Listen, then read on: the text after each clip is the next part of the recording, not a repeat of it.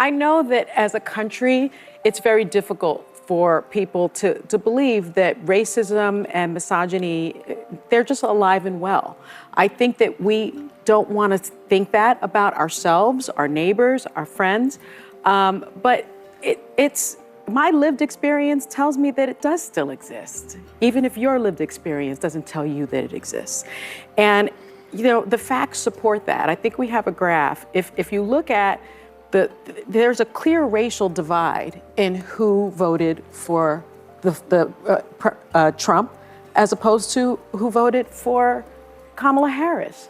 They didn't vote for him because of racism and misogyny. They voted for him because they felt like, I think the biggest common denominator in this election is people want a good life and ability to provide for their family. Well, and whether we agree or not with Donald Trump's plans, Black people they thought that he was reflective. One of the poorest demographics in this country, but they voted for Kamala Harris. But there was a split, and more of them voted for Donald Trump than had historically.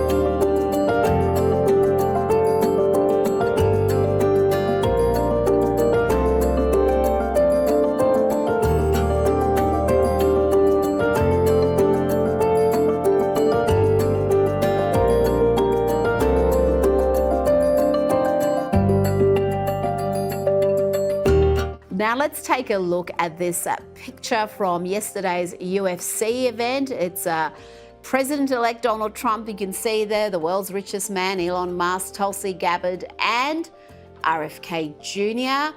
This was at Madison Square Garden for UFC 309. I'll be talking to Alex Stein about this event a little bit later, but have a look at that picture, Dan, and marvel at the fact that every single person there was a former Democrat. This political realignment that we are seeing in America is extraordinary. We're seeing signs of it here, not just signs. I would say the last 3 elections, there's been clear evidence of it. We've seen it in the UK. And it's stunning to see these people who are going to be making up Trump's administration were all once part of the Democrats' tent. Well, that's right, Rita. I mean, the Republican Party is now the National Unity Party.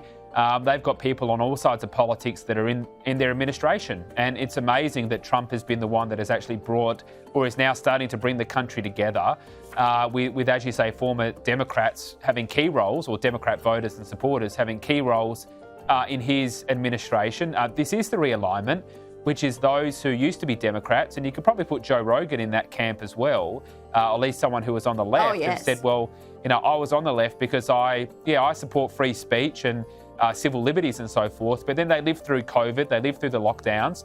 They saw what happened in California, you know, a Democrat state, and in New York, a Democrat state, that went the furthest in imposing lockdowns and curfews and mandates on their citizens. And so that's driven a lot of this, you know, particularly when you talk about RFK Jr. and his concerns about health and the medical bureaucracy and so forth. So, look, we're living through a fascinating time, but through a time of immense opportunity. There's a lot of opportunity to make our societies better. You mentioned the UK and Australia, so we've got a way to go in Australia, but I'm very positive about what the future brings.